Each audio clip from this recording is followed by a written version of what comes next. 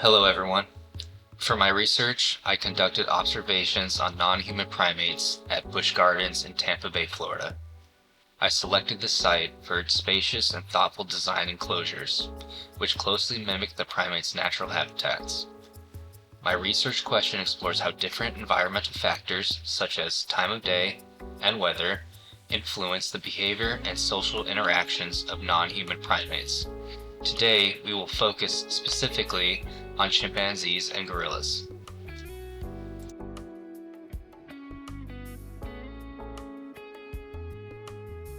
This female chimpanzee begins her day.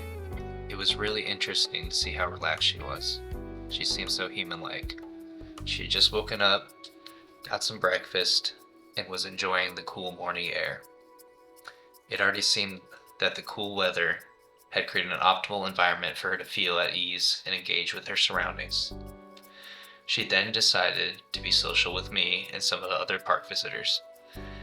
I visited this park several times, but this is by far the most active I've ever seen these primates.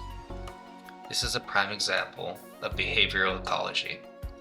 The cool morning air has noticeably encouraged this primate to be more active and social. An article that directly relates to this is titled, "First Study Reporting Chimps Using Caves." The author is a primatologist named Jill Pruitt. In this article, Jill presents her findings on how chimpanzees use caves to escape the intense African heat. These extreme temperatures have driven these chimpanzees to adapt by seeking shelter, a behavior particularly critical for mothers who must carry and nurse their young.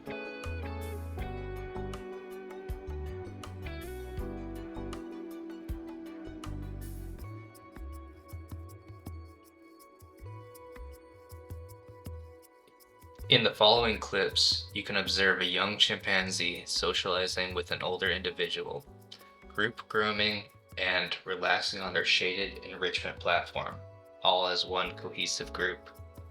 This behavior highlights their social structure, which refers to the organized patterns of relationships and roles within their society, shaping their behavior and interactions.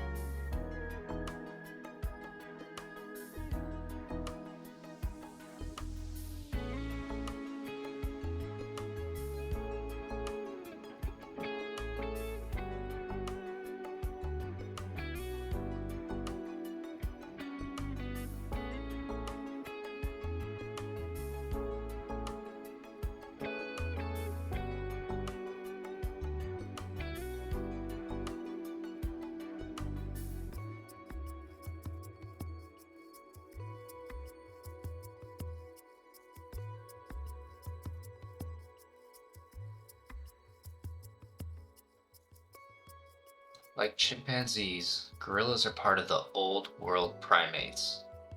When I first visited their exhibit, they were all asleep, clearly making the most of the cooler weather. Later in the afternoon, I returned to find them foraging and roaming their habitat.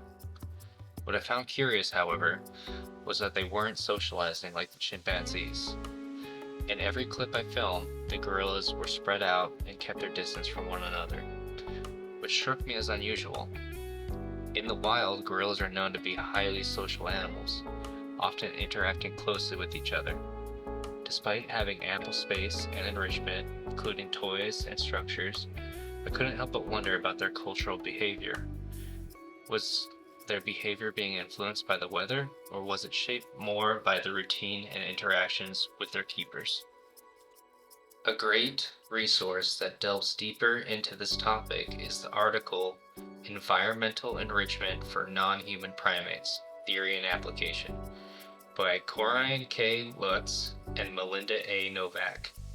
This article highlights the critical role of enrichment and well-designed habitats in preventing abnormal behaviors and reducing the risk of psychological harm in non-human primates.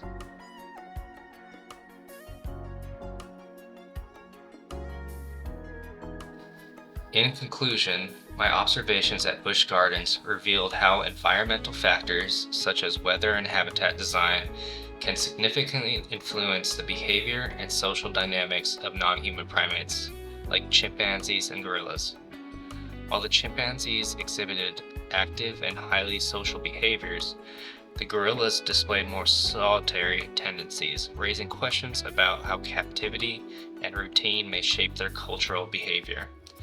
These findings underscore the importance of providing enriched environments that promote natural behaviors and minimize psychological stress in captivity.